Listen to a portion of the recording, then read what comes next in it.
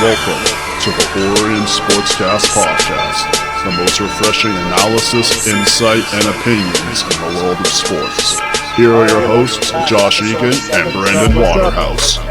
Let's get right to it. We got some breaking news yesterday. The NBA will be back, 72-game season, tip-off date on December 22nd.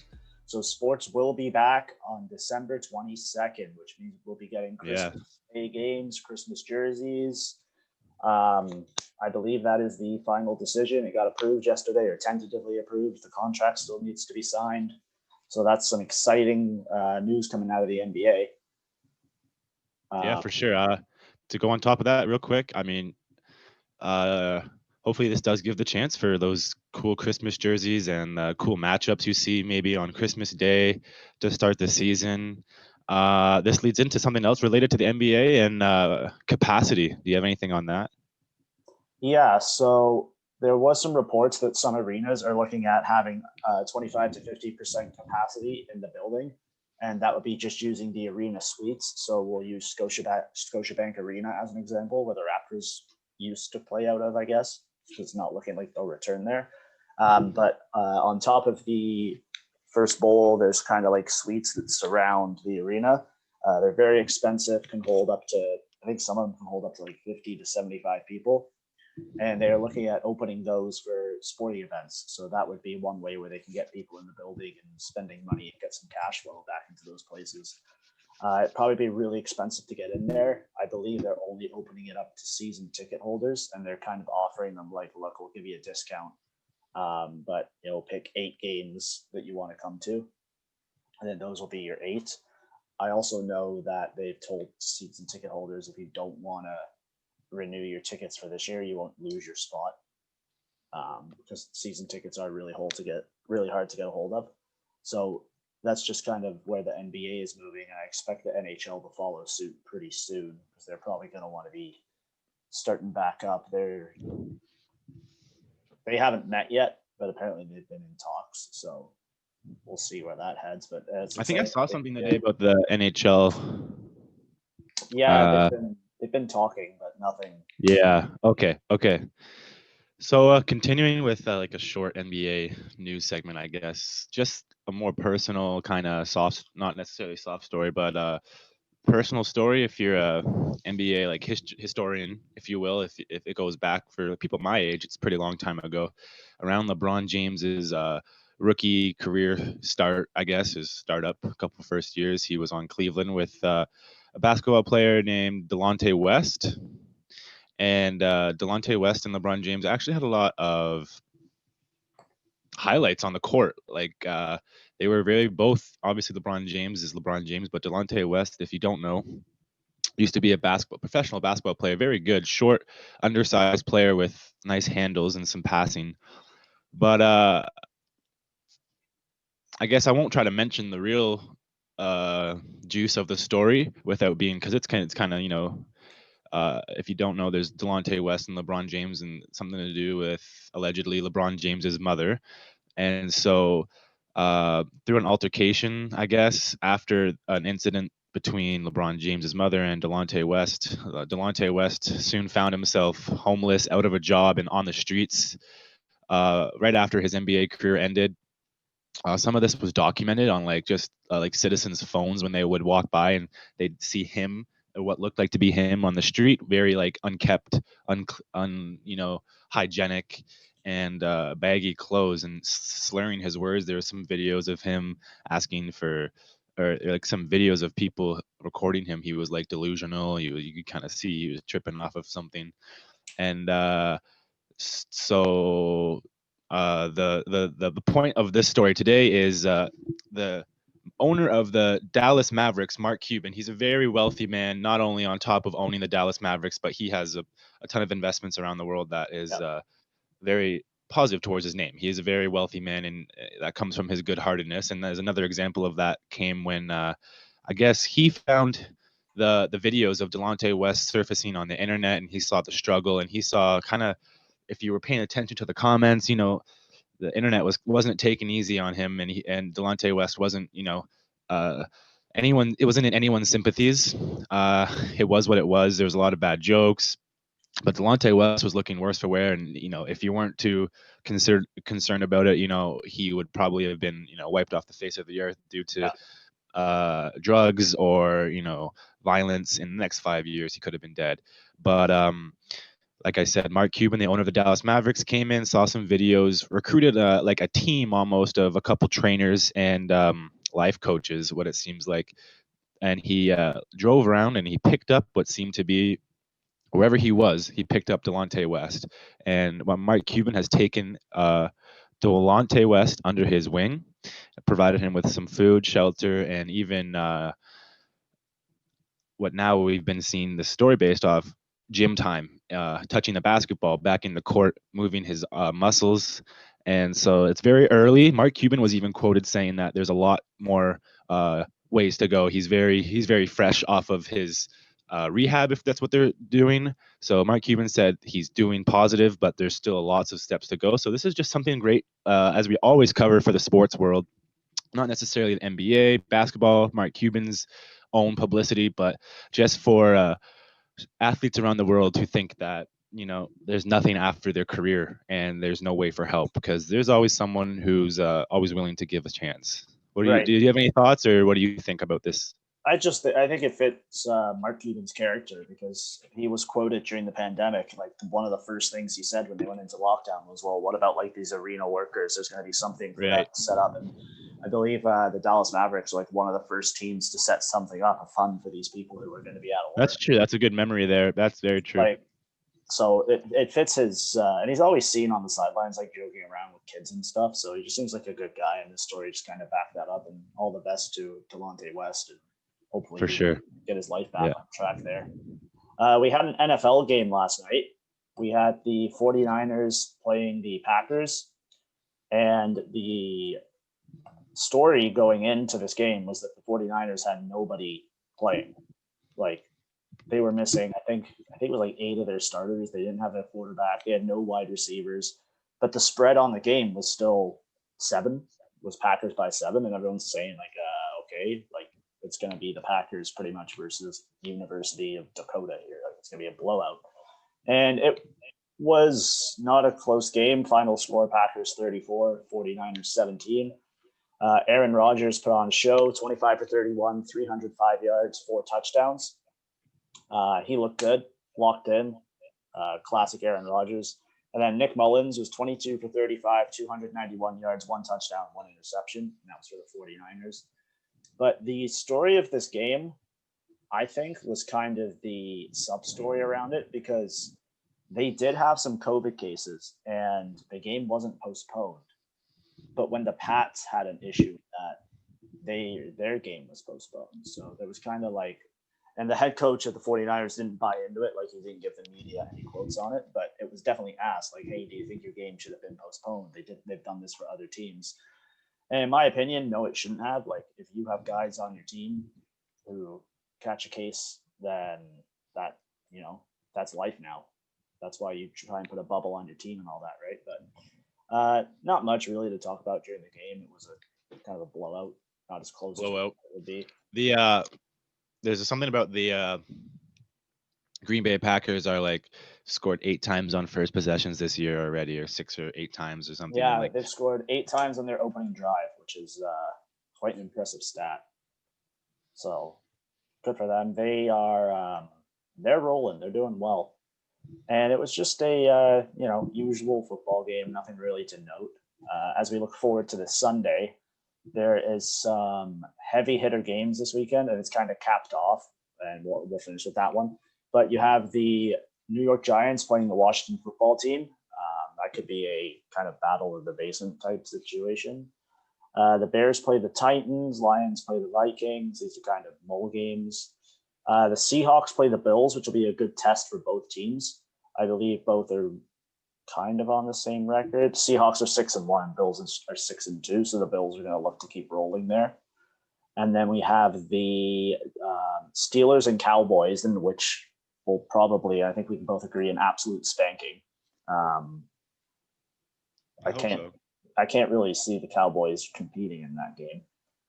And then we have that could be a potential swing in the NFC East if the Giants win over the Redskins and then the Cowboys take a beating from the Steelers. Like the Steelers are 7-0 and the Cowboys are 2-6. I can't see much happening there in Jerry world. And then the Sunday night game, there's a lot of hype around this because it's Saints Buccaneers, which is already going to be a good game. With the Saints being a pretty good team this year, 5-2, and then you got the Buccaneers at 6-2, and the Buccaneers are already looking strong. But this game will be the debut of Antonio Brown, and apparently they're going to use him in quite a big role. Like he's going to be a wide receiver. He might be running in some plays, and they're apparently also going to use him on punt returns. So it'll be interesting to see how it is. Yeah.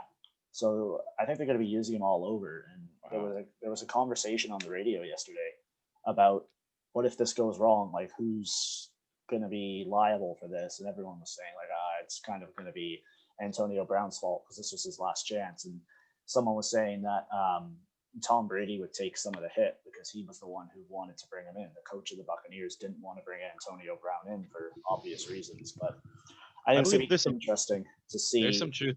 Yeah, there's some truth to that Tom Brady point because we mentioned earlier in our start of the podcasts how he pursued him while he was also still in New England. Right. So and that did not turn out well. So we'll see what happens there. But I think that's going to be I'll have my eyes on that game. It's going to be really interesting. And then the Monday nighter is probably the best team in the NFL playing definitely the worst team in the NFL. We got Chiefs and Jets. Patriots and Jets. I don't know why I thought it was the Chiefs. It's Patriots and Jets. So Pats at 2-5, Jets at 0-8. I messed up that game. So the Patriots are going to play the Jets. Hopefully it'll be an easy win for them, but the Jets might be able to sneak one out here because the Pats haven't been playing that well recently. So we'll see what happens there.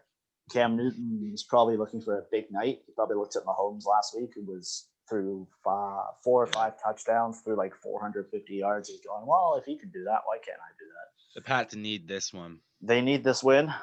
It's going to be I'm not going to say tightly contested game, but it'll be a game that's on TV, which is good. And then, that kind of is our preview towards the NFL. And then as we move into next Sunday, I think some of the Sunday after, they've kind of loaded this weekend up because next Sunday is the Masters and they don't want to compete with that. So I think some of the games next week just kind of aren't as prime time as we would hope. But this weekend should be pretty good. I don't think. Go ahead. What? Go ahead. Oh no! You go. You finished your point. I don't have a point. I would say I don't think there's much more in the NFL that we can look at. The game last night didn't have many stories. I was going to say we might as well. We got a couple minutes here. You're trying to have a guest on later, but we could hit up a couple key points in the MLB. It says here we have Vladimir Guerrero losing 30 pounds on the off season. Yeah, so he posted a story and it kind of broke afterwards that he's been working hard in the off season. He's lost 30 pounds and that he'll be put back at third base because of his mobility.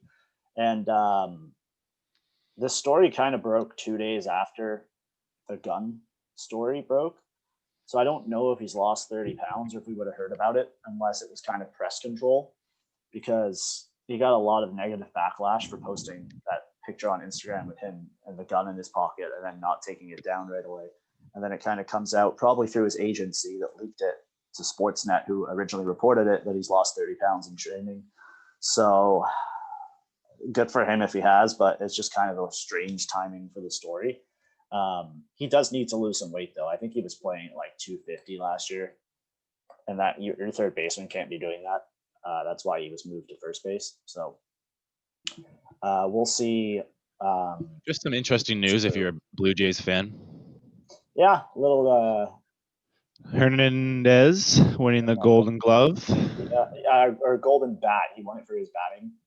Oh shoot! So I got messed up on the blooper, but I didn't type the note.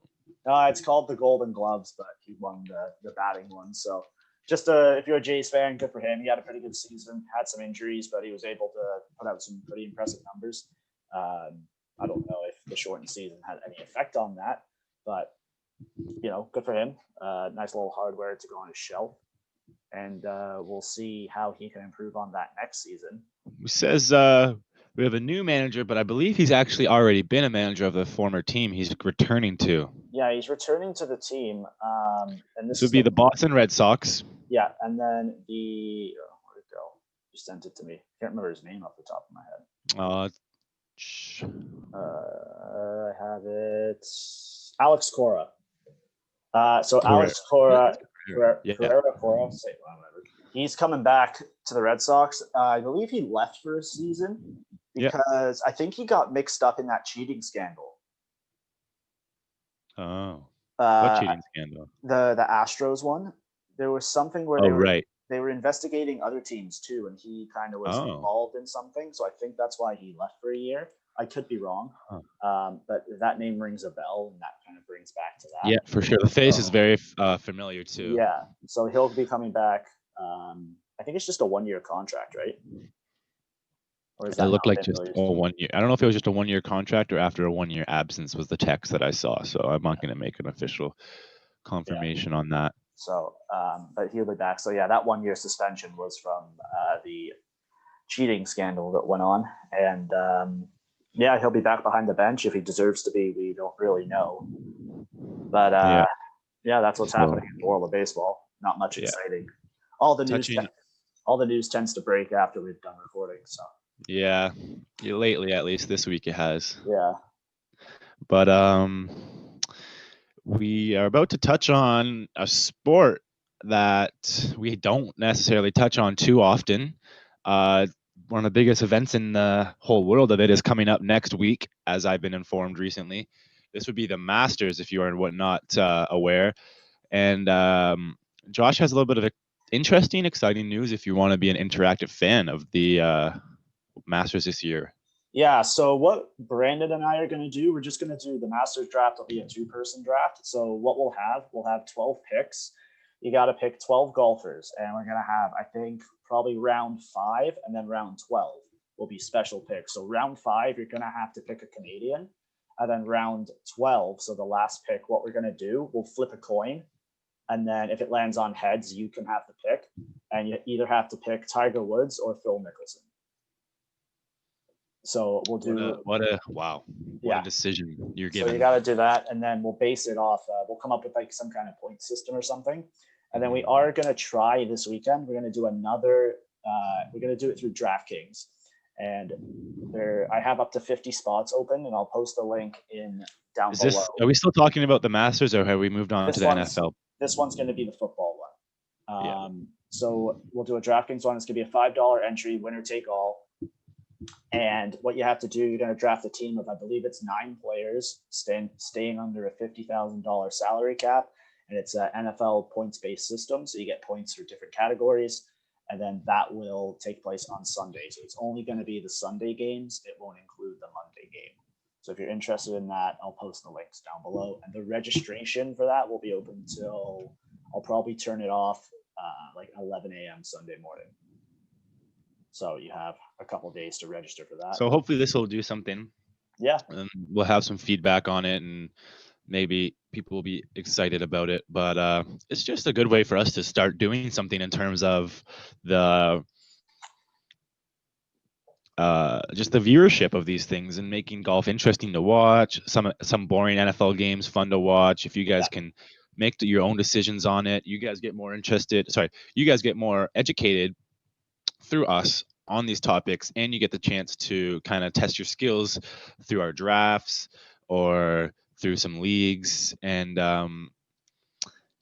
it's golf is what it is to the average sports fan. It's something that's boring and takes a long time to complete. I've heard of it, I've done it, I've been through it. I know the golf industry. But the Masters is so historic just for me as a fan and even a competitive golfer. There's only 4 major championships, and I feel like this is the only one that carries the most weight for legacies. Yeah. When you look down at the road, you always talk about who has the most green jackets. And Augusta is a beautiful place to see on TV, and it's something that I am always personally looking forward to. I don't have any favorites. I mean, I know Dustin Johnson's recently been battling coronavirus, and hopefully he'll be able to participate. But I'm a hometown boy lately. Mackenzie Hughes has been on my radar. I hope he can just compete. And then my favorites are always Ricky Fowler. So Right. And I have my first round pick in mind, but you'll find that out on Monday. So we are going to bring in our guest now. And so we'll see you on the other side of the pause. All right, guys, welcome back. We're on the other side of the break, and we're joined now by a guest, Noah Pridham. Noah, why don't you introduce yourself, kind of tell us what you're all about? Yeah, so as you said, my name is Noah Pridham. I'm from Kingston, Ontario, playing right now in the Greater Metro Hockey League, playing with the Knights of Meaford. I just got here, settling in, had a few days of practice, so enjoying myself so far. Oh, awesome, man. That's good to hear. So you're in Meaford? Yep, I am right now. Oh, yeah. sweet. So you're out there right now. That's great. So for the fans out there, I guess, Noah and I introduced to each other a couple summers back. We were both instructors in a Hockey Canada training week program that was out in Amherst View, and it was weeks worth of fun and like getting to know each other. And he was younger at the time, and he was, is very skilled. And you were always talking about getting drafted and playing in down the road in junior. So I've always had you on my Instagram, on my radar. I've been checking in. I know you play lacrosse, and it was great of you to reach out to us. And we know you have a lot of experience. Why don't you tell us about where you grew up and what levels of hockey you are, and what about your junior career levels of hockey? Yeah, so actually, I grew up in Barrie, Ontario. I was born there. I lived most of my childhood there, and then I grew up playing hockey, just not competitively, nothing serious. My family wasn't really a big hockey family, so I didn't really have an older brother or dad to look at to play hockey.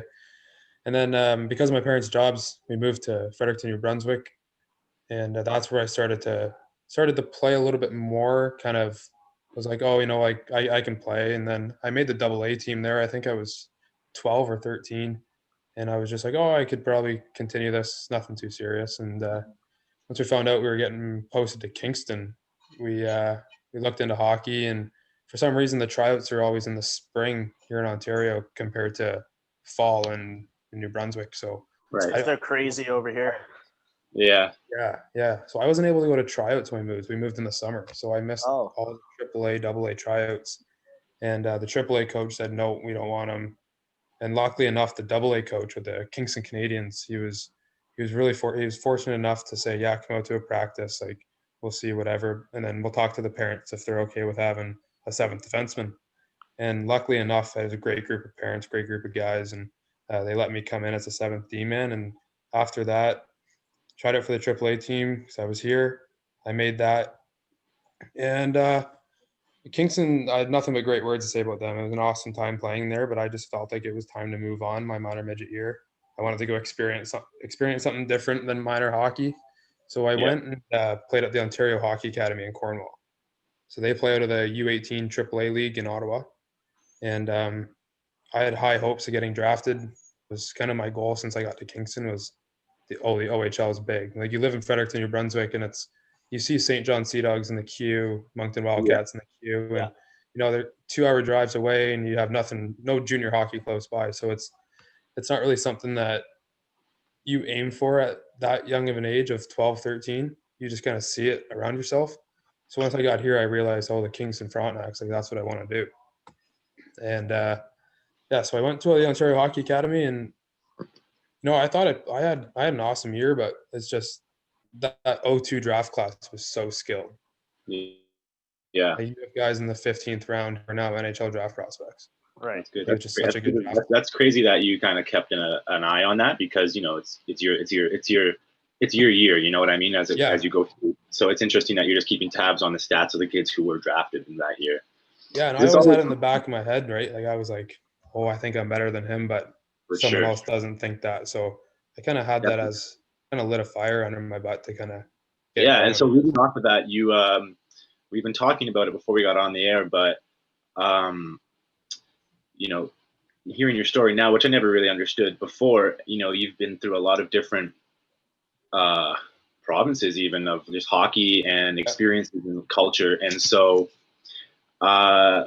getting cut from those triples and going to the doubles and getting picked up, you said luckily, how does that affect not getting drafted, and then you said the fire under your ass to get drafted in the now what is called as the overage draft. Right.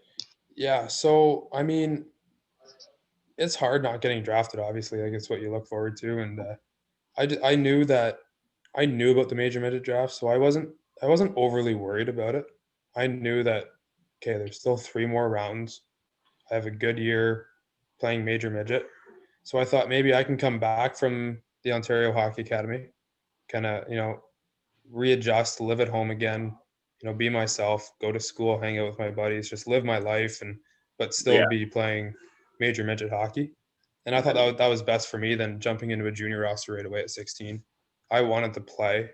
I wanted to be able to say, you know what, I did it. I got drafted. So I put everything going into that major midget summer. I was just every day on the ice, working out, just trying to be the best I could be, just so I could tell myself, like, you know what, you did it. You got drafted. So luckily enough, Kitchener drafted me in the 3rd round there in the major midget selection. And it was awesome. Camp was awesome.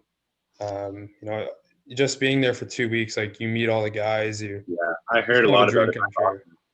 I want to ask, because the year after I left minor hockey, I went to junior B in Cambridge, and following that was the first year that the OMHA OHL had released this major overage draft, which is like I was just too old. I was 1 year too old to kind of enter myself into like the qualifications of it. So I want to know, how did Kitchener reach out to you, and did they watch you throughout the season and keep in touch with you over email or text, or was it like by surprise you were watching the draft and you just found your name called out? Yeah, so I know quite a few guys that it was kind of by surprise, like even in the 1st, 2nd round there, and like they were texting me and they're like, "Oh, have you talked to anyone?" All that. And during the season, I actually talked to a couple teams, but no one really seemed like too confident. Like, okay, yeah, we're gonna take you here.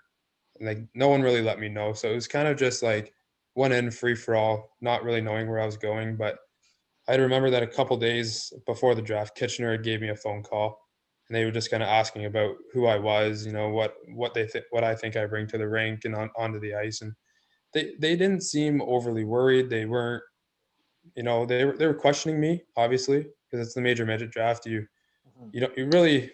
You want to make it's for them. They want to make a sure decision. It's an extra choice they have, and they don't want to risk it on an older guy who's not going to care in 2 years. They want to risk it on someone who's still driven and reaching their peak. Exactly. Yeah. So, and that's just me. Like if I get drafted, I'm going to work my ass off until I'm 21 to make that team. For sure. And that falls underneath categories of what I believe you and I to be as late bloomers in hockey, which is like, you might have not started out on the AAA team when you were 6 and 8, but you didn't give up when you were 16 and didn't make all those teams, which is a lot of money from you. And if, anyone out there is listening who's young and feeling super, especially with no contact in your league or not even no hockey coming soon, there's still a lot to train for. And just to not be someone who gives up on, the decision of someone whose opinion might not even be worth it, and that's like a AAA, which we not even know hockey that well. Yeah, for sure. Josh, there's just a lot of paths you can take now, right? Like it's not just, you play AAA, then you get drafted, then you get drafted again, right? It's like there's so many paths you can take. So it's good to hear that your path is working or has worked out for you. So it's good that that's. So I mean, being a hockey athlete is it's pretty rigorous. I mean, and as a hockey player, there's stereotypes to like play certain off-season sports, and one of those includes golf.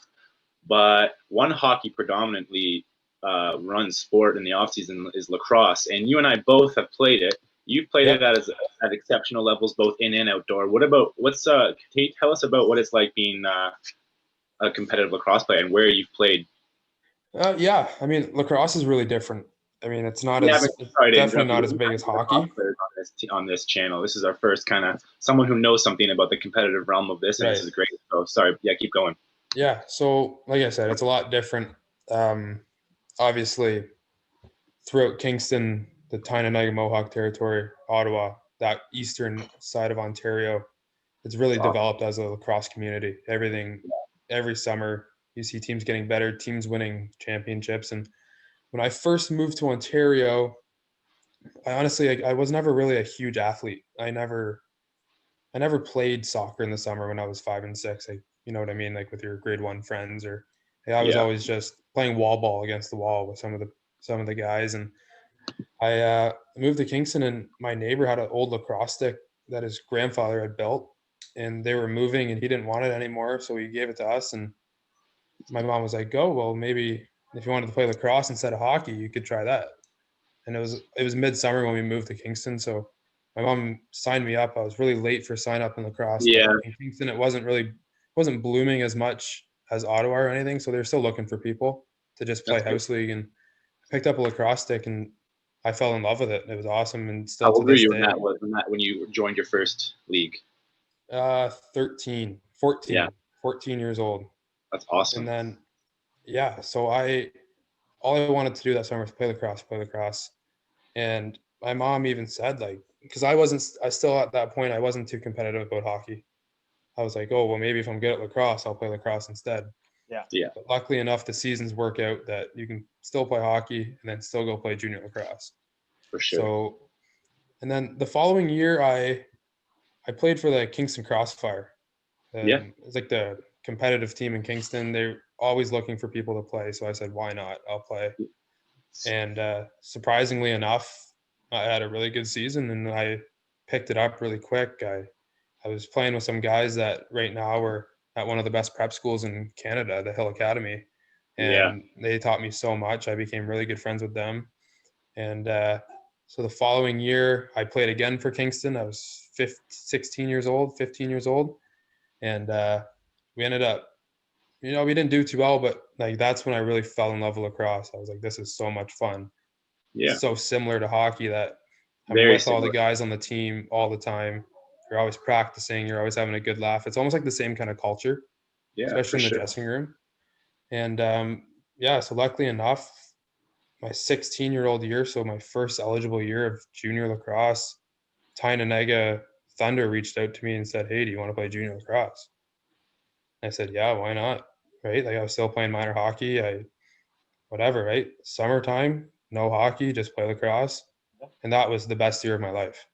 I had so much fun with those guys, and it's taught me so much from an off ice perspective of there's so much more to this world than hockey. Yeah. And you're still able to have fun doing both things. And it's awesome that you're with all our hockey buddies all season, and then you go right to your lacrosse friends. And it's a fun culture to be a part of, and I'm very fortunate for what lacrosse has taught me. Yeah, that's a great way of describing it, honestly. And I want to just ask right before we move on to something about OHL news. What's it like as a competitive lacrosse and hockey player? Like, how does it affect your training? Do you have time for training and for in between seasons, or do you just go right from one sport to the other when you were doing that back in the day? I would honestly, I'd go right from one sport to another. As soon as that last game of hockey was, I'd drop my bag in the garage and pick up my lacrosse bag. Right. Yeah. And that was just routine. Yeah, it was just routine. So that's just what I did. It wasn't like I was questioning myself on it or anything. It was just, lacrosse season now. Yeah, I know a lot of kids are doing that now. Like, they play hockey in the winter, and then it's just lacrosse every summer, and it's just to get that different body movement, right? Yeah, exactly. And it's so beneficial with, even if you want to have a summer program for training, like for hockey, you can still do that. Like if you still think hockey is your primary sport, you can still train.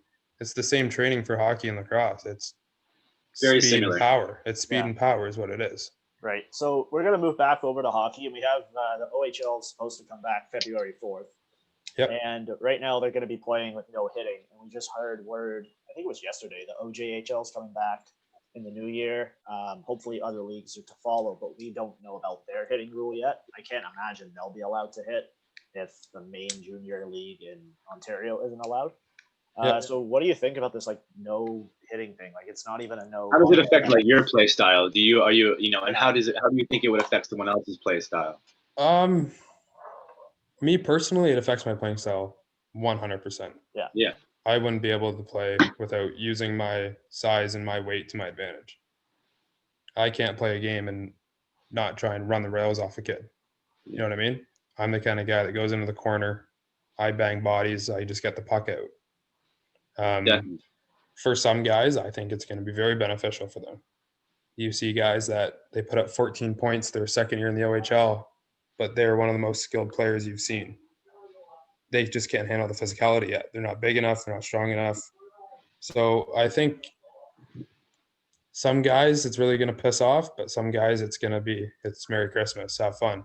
Yeah, I'm interested in what the like atmosphere is like around your team and like the Metro, for example. Like, what's the word around the boys in terms of, oh, will this trickle down to us? What if it does? Am I going to quit? Would you guys quit? Like, is that something that's going on or? So as of right now, we won't be playing till the new year. Right. That's just set. So like with our 7-week training camp, we're all here just to get to know each other and to get better. So we have a 2-hour workout every day and then a 2-hour ice time. And everyone's just crossing their fingers that we're going to have a season. And there's been no word of, oh, I'm going to go home if there's no season, or, oh, I just don't want to play anymore. Everyone sees now that the OJ's playing. So they're like, oh, well, if they do well with no cases of COVID-19, it's going to trickle down to us. Right. Yeah. I'm sure. Yeah. I'm sure kids will still play. It's just it changes the experience of the game, right? Exactly. I think they'll get it figured out. I personally think they'll be hitting. Do you think it would be higher scoring games? That's a tough one. That is a tough one. I don't think so. No. I think it's going to be a lot more just zone coverage hockey. Yeah, very stick work. I mean, it could get like very repetitive too. Yeah, and you're not going to see I honestly believe you're not going to see those flashy goals. You're going to see a lot of shots from the outside and like a rebound, which is hockey is what it's come to today. You still see your highlight reel goals, but I think it's going to be a lot of. Earlier, you talked about your Josh. You mentioned the correlation between women's grinding out on the boards and what could be incorporated. Well, from what it sounds like that style of play won't be allowed either. It's going to be no contact whatsoever, ever. So, like the difference between this rule and women's hockey, you're not allowed to body check, but you can still battle in the corners and along the boards and in front of the net. This would rule out all that totally, which is why I think it would be higher scoring.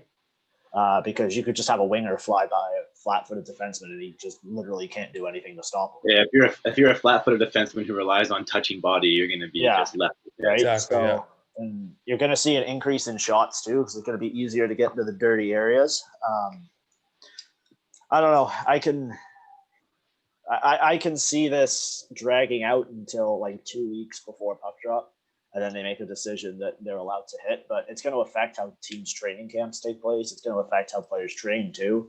Because if you're a guy who's relying on that physical contact, well, now you got to work on your speed because you just don't have that.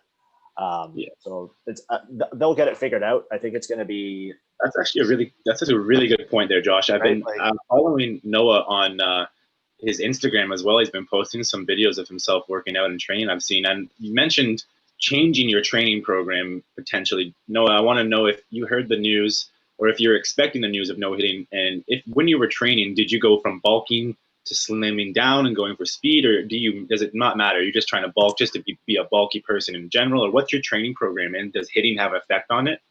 I wouldn't necessarily say that hitting has an effect on my training program. I'm a naturally thicker guy, so I do a lot of weight training.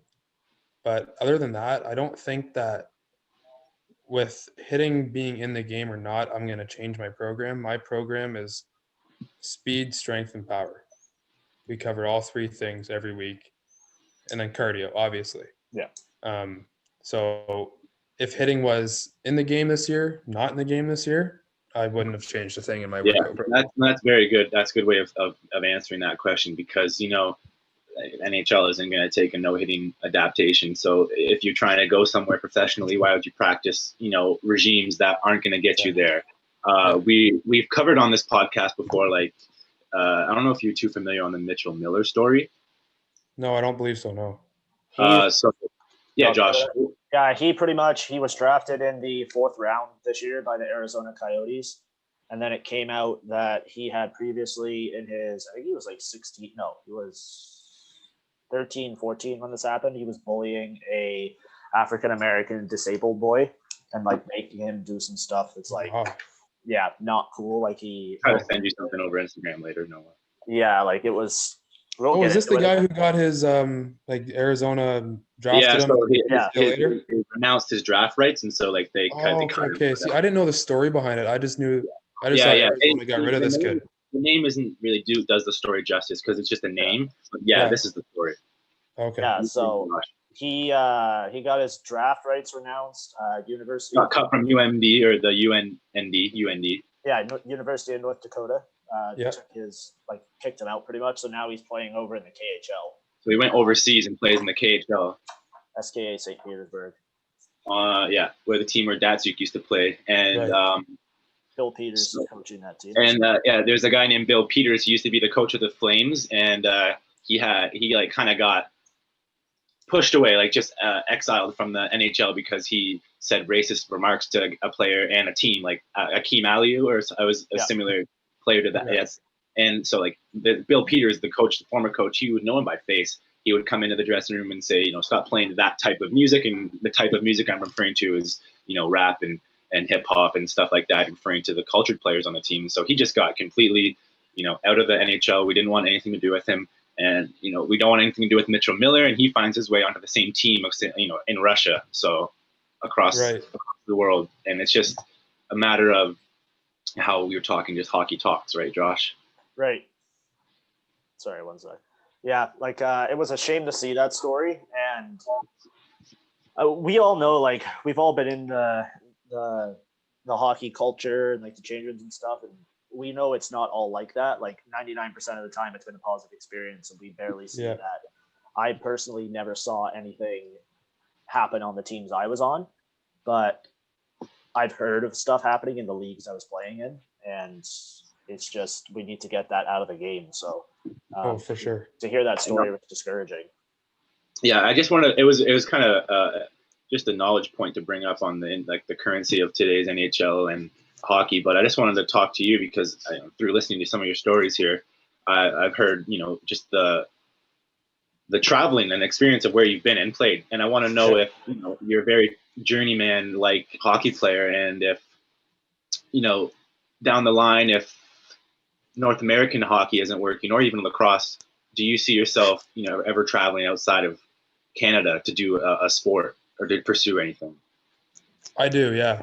My goal right now is to finish my junior career in Canada, and I want to play overseas in Europe, and that's kind of been my goal since. And luckily enough, my coach this year, Corey Bricknell, he coached in Hungary for the past 2 years. Oh, you're kidding! So. Corey Bricknell is your head coach. I know that guy. That's awesome. Yeah, he's awesome. Sorry. Yeah, so he's got some connections out there. So hopefully after a couple good seasons here, I can make the adjustment to pro hockey over in Europe. And that's what I'm looking forward to, and that's what I'm striving for. Awesome, man. That's really good.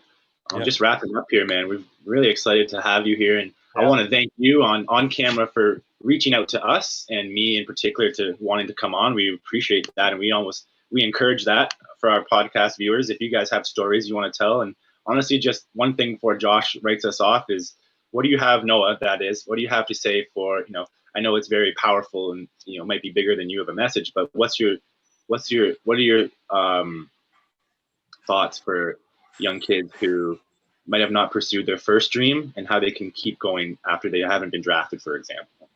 Yeah, I mean, it's going to be tough. You're going to have a couple of days where you're just like, I'm not good enough.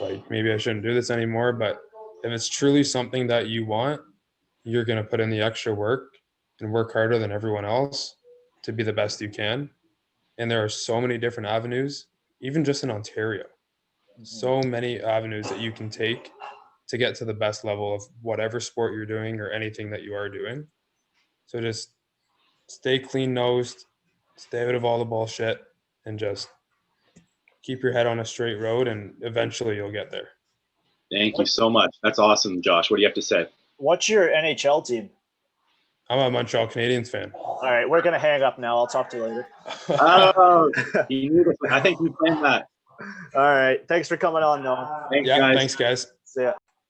All right. Thanks for that, Noah. That was really fun. Lots of insight into the world of junior hockey and how your journey isn't over even when you think it might be.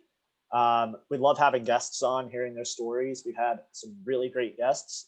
If you want to come on, just shoot us a note. Let us know what you want to talk about, and we will include It always helps in a dry week of news to have other insights and opinions on what you guys think's going on. So yeah, it was fun. Any final thoughts going into the weekend of sports? You know what? We got today's Friday. The NBA just announced it's starting. We got a sunny day out here. I might gonna go play some ball. Might hit the links on the weekend, but in terms of professional sports, Giants are going to keep losing, and the Dallas Cowboys aren't going to go anywhere. I don't care about anyone else. Go Leafs. What do you got? I will not be golfing. I'm working like 36 hours starting at 4 o'clock. So art. That's art. Reffing, coaching, Zamboni driving, all that fun stuff. So it'll be a long weekend, but I'm looking forward to watching the football. Yeah, it's going to be fun. Good weekend. So everybody stay safe. And hopefully by the next podcast, we will know who is the president of the United States. They're still counting votes in Nevada. So yeah. And don't trust anyone else for your local sports news in the GTA other than Orion. All right. We'll talk to you later, guys. Have a good weekend.